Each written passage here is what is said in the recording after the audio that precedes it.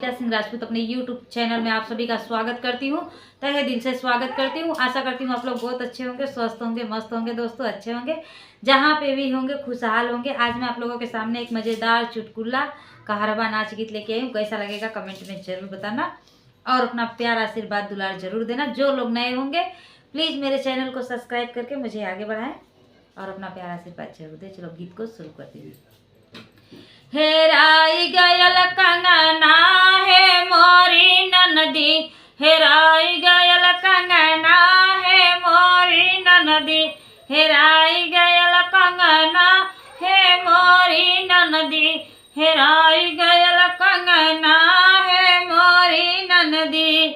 हमरे कंगनवा में हीरा जड़ल बा, हमरे कंगनवा में हीरा जड़ल बा, हीरा जड़ल बा हो हीरा जड़ल बा, हीरा जड़ल बा हो हीरा जड़ल बा।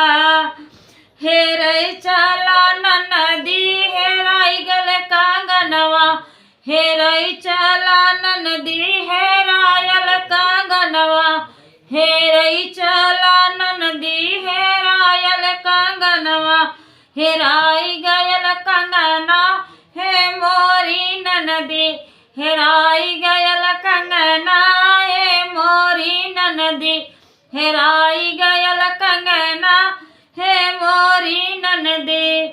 हमके त लागत बाटई जेठनी चोराइलिन, हमके त लागत बाटई जेठनी चोराइलिन, हमके त लागत बाटई जेठनी चोराइलिन।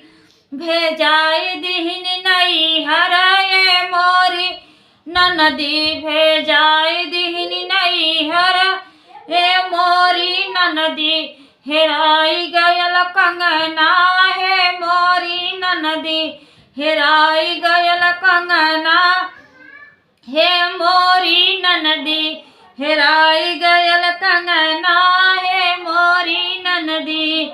ससुर जी से कही के पुलिस बोलवैब, ससुर जी से कही के पुलिस बोलवैब, पुलिस बोलवैब हो पुलिस बोलवैब, पुलिस बोलवैब हो पुलिस बोलवैब।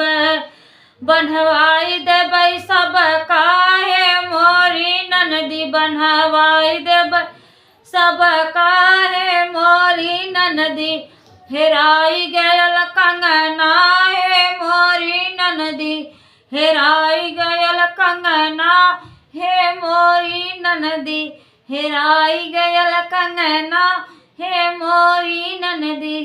Thank you.